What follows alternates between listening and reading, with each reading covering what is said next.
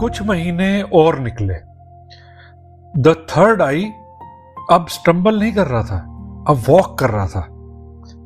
20 client हो चुके थे, कुछ गुड़गांव में थे और कुछ बेंगलोर में थे। टर्नओवर लगभग 3 करोड़ रुपया हो गया था। टीम वही थी, 4 जनों की। फ्लैट अभी भी वही था, अभी भी वही जिंदगी थी, सुबह होती है शाम होती है वाली लाइफ। अभी भी वही व्हाइट बोर्ड था, लेकिन अब उस व्हाइट बोर्ड पर सिर्फ प्रॉब्लम्स नहीं थी, सपने थे, बहुत बड़ा बनने के सपने। और उसके प्लान्स क्या थे?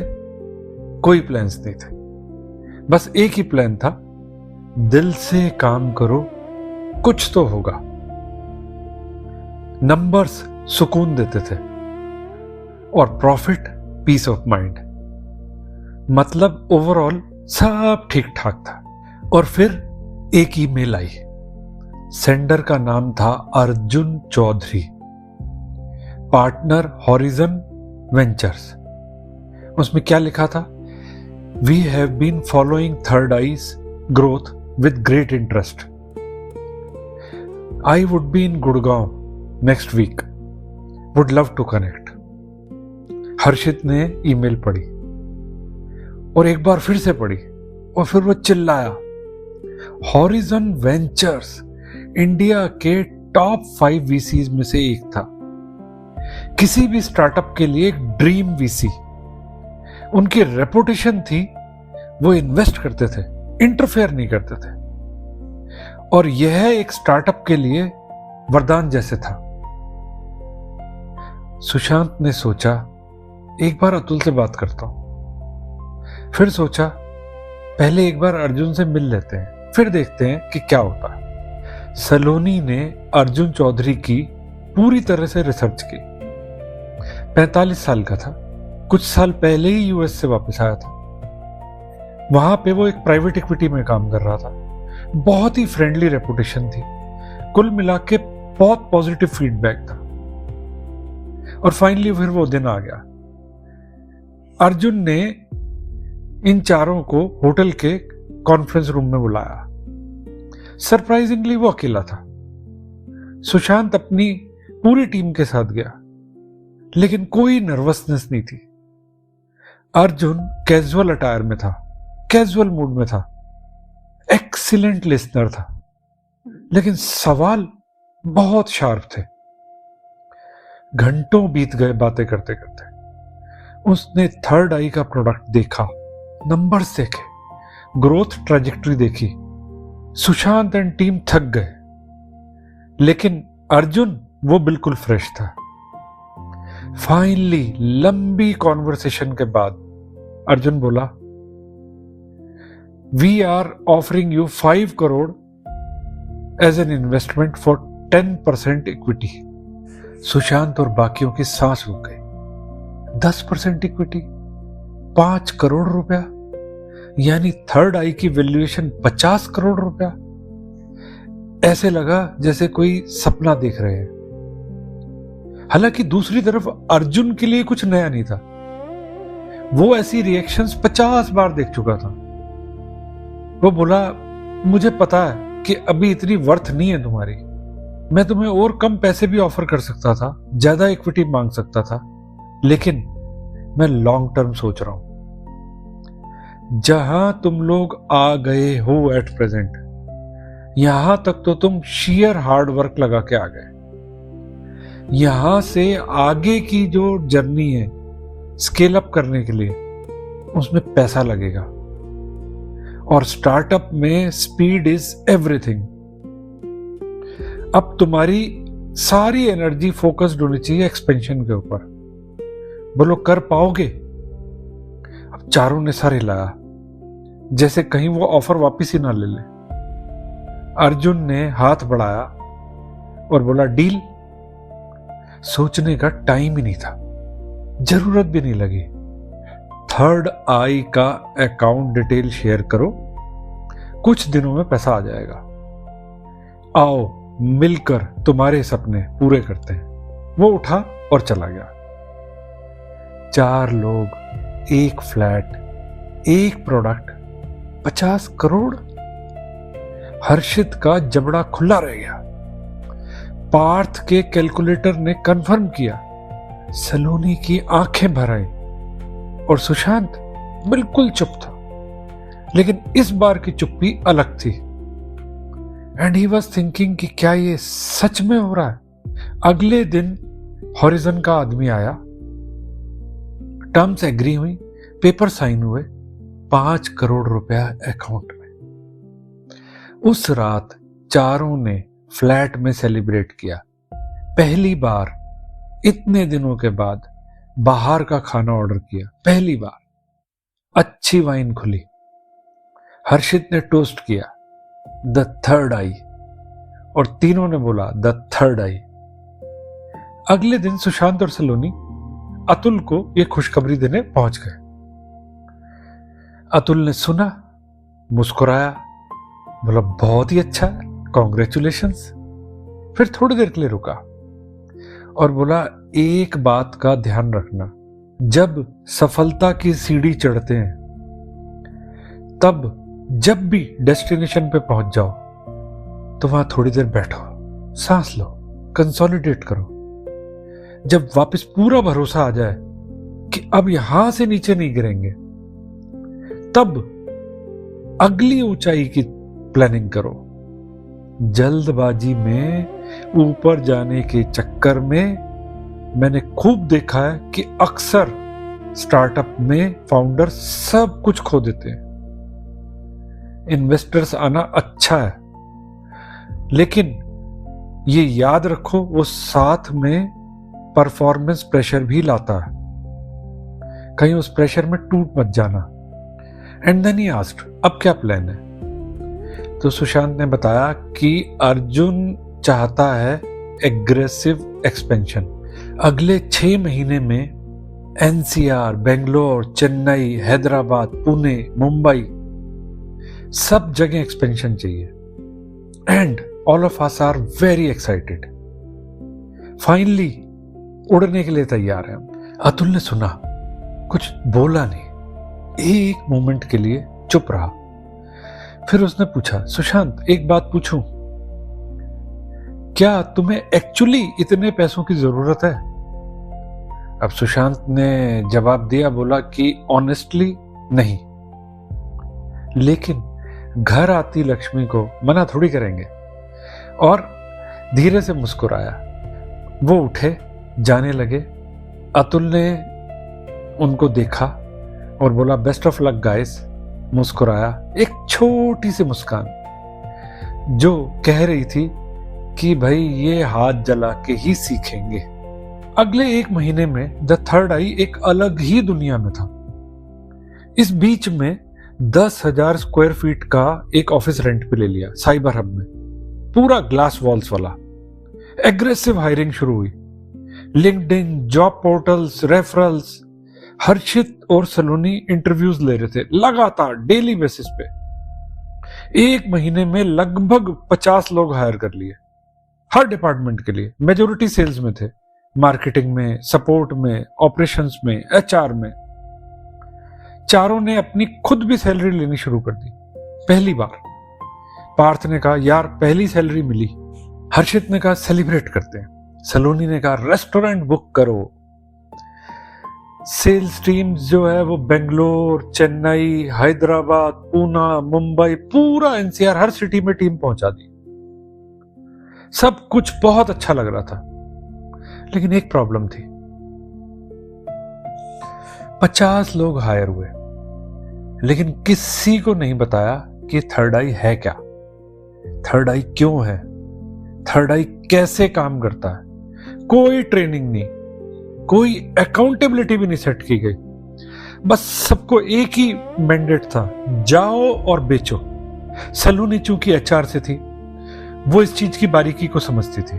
उसने सुशांत को वार्न भी किया कि सुशांत, इन लोगों को ट्रेन करना चाहिए, इन्हें प्रोडक्ट समझाना चाहिए, उन्हें अपने वैल्यू सिस्टम के बारे में हमें बताना चाहिए। अदरवाइज यह लोग क्लाइंट के सामने जाके गलत रिप्रेजेंट करेंगे और हमारा ही ब्रांड का नुकसान होगा। सुशांत ने कहा, हाँ करेंगे, जरूर करेंगे, but at this movement expansion priority है, ये ट्रेनिंग व्रेनिंग सब बाद में हो जाएगी। और सलोनी चुप हो गई। ट्रेनिंग बाद में, ये 3 वर्ड्स बहुत महंगे पड़े। महीने गुजरे और नंबर्स उस डायरेक्शन में नहीं जा रहे थे जिस डायरेक्शन में जाने चाहिए थे। पार्थ के स्प्रेडशीट में हर हफ्ते एक ही पैटर्न था, एक्सपेंडिचर ऊपर ऊपर और ऊपर, और दूसरी तरफ रेवेन्यू लगभग वही। 50 लोगों की सैलरीज, 6 सिटी में टीम्स, दुनिया भर का ट्रैवल, मार्केटिंग के ऊपर खर्चा, बर्न रेट 80 लाख रुपए पर मंथ था और रेवेन्यू लगभग 25 लाख रुपए पर मंथ। 4 महीने में द थर्ड आई ने 3.2 करोड़ रुपीस खर्च कर दिया 5 करोड़ में से, और बचे 1.8 करोड़। पार्थ ने एक शाम सबको बुलाया, नंबर्स दिखाए, कमरे में साइलेंस, वही साइलेंस जो नेक्सस 360 का नाम सुनकर आई थी। इस बार वजह बाहर नहीं थी, वजह वो खुद थे। अर्जुन चौधरी का कॉल आया। He was worried to.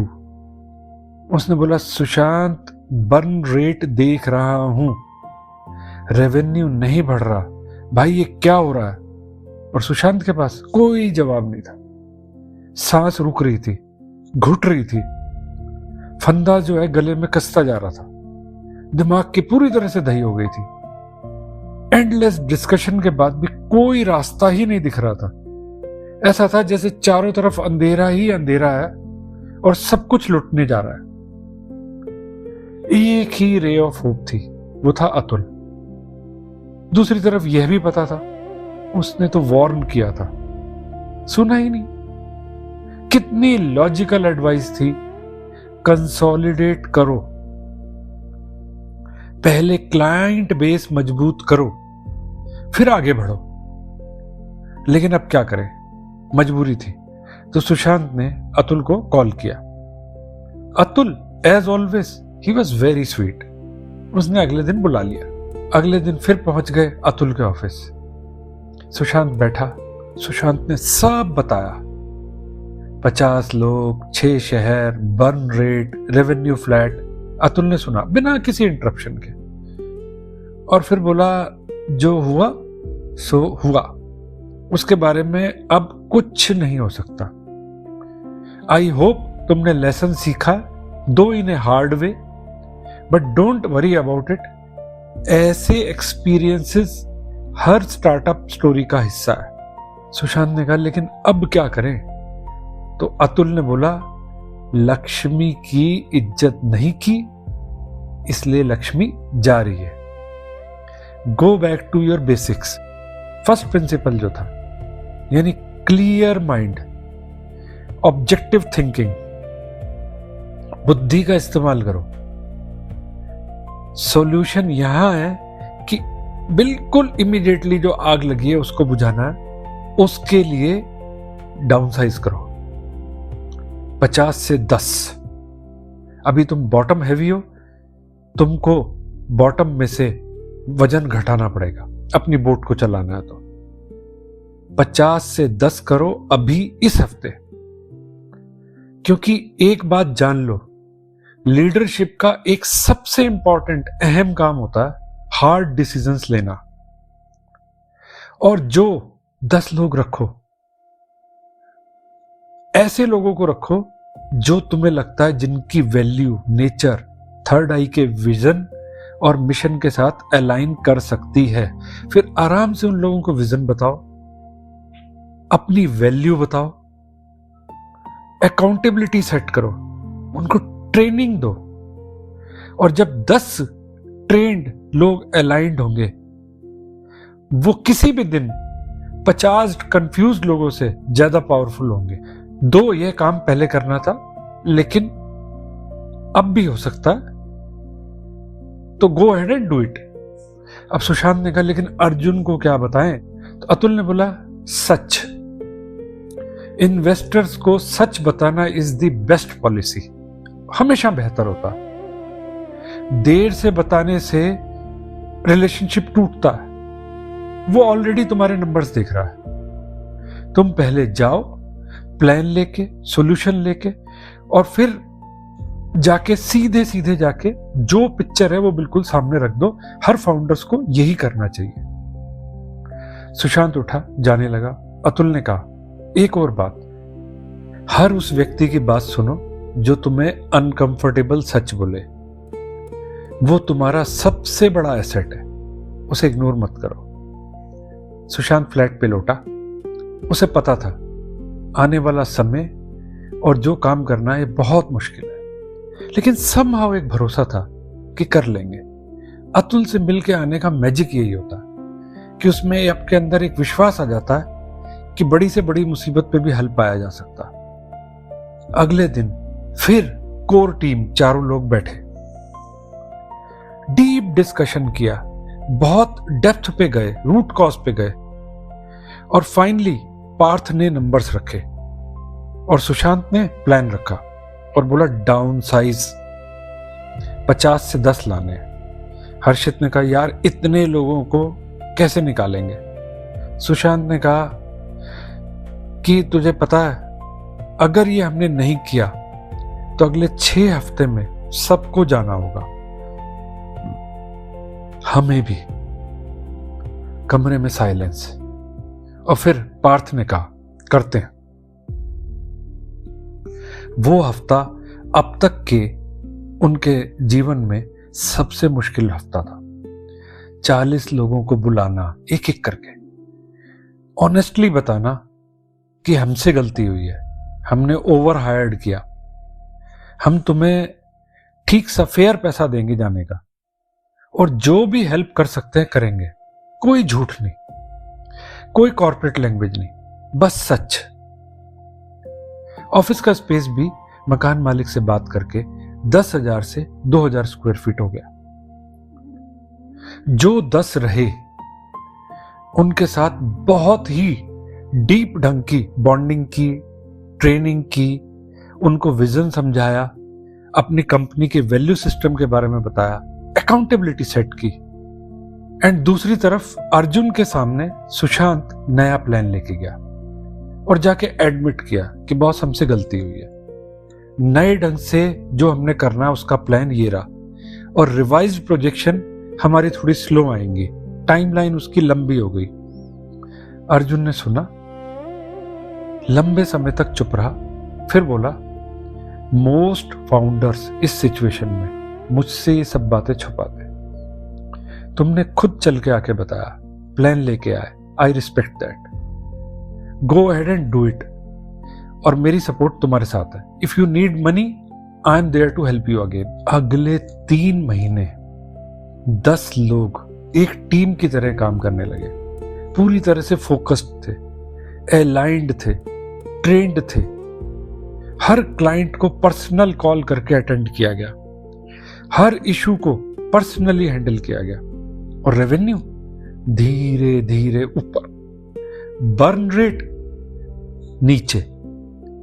3 महीने बाद पहली बार वापस प्रॉफिटेबल।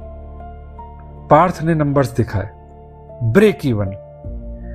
लेकिन इस बार कमरे में कोई नहीं चिल्लाया, कोई नहीं रोया, बस चारों ने एक दूसरे को देखा। अब एक समझ थी उन आंखों में जो शब्दों में नहीं आती। उस रात एक और पोस्टर लगा, लक्ष्मी की इज्जत करोगे तो लक्ष्मी तुम्हारी इज्जत करेगी। सुशांत ने अतुल को मैसेज किया कि boss we have achieved break even. Atul का रिप्लाई आया थम्स अप के साथ, एंड ही सेड कि I genuinely believe that now you guys are ready to fly, and at the same time I should warn you also कि now you are capable of handling external challenges. कोई भी तुम्हारे पास challenge आएगा तुम उसे handle कर लोगे, इतने कैपेबल तुम हो गए हो। लेकिन एक बात याद रखना, अगली बार असली दुश्मन बाहर से नहीं आएगा, तुम्हारा दुश्मन तुम्हारे खुद अंदर से आएगा। तो संभल के रहना। सुशांत को एज यूजुअल फिर कुछ समझ में नहीं आया। उसको इतनी सी चीज समझ में आई कि संभल के रहना।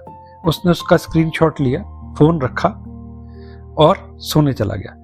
ये बात तो उसको बहुत बाद में पता चली कि एक्चुअली अतुल ने क्या कहा था, क्योंकि उसको तो पिट पिट के सीखने की आदत थी।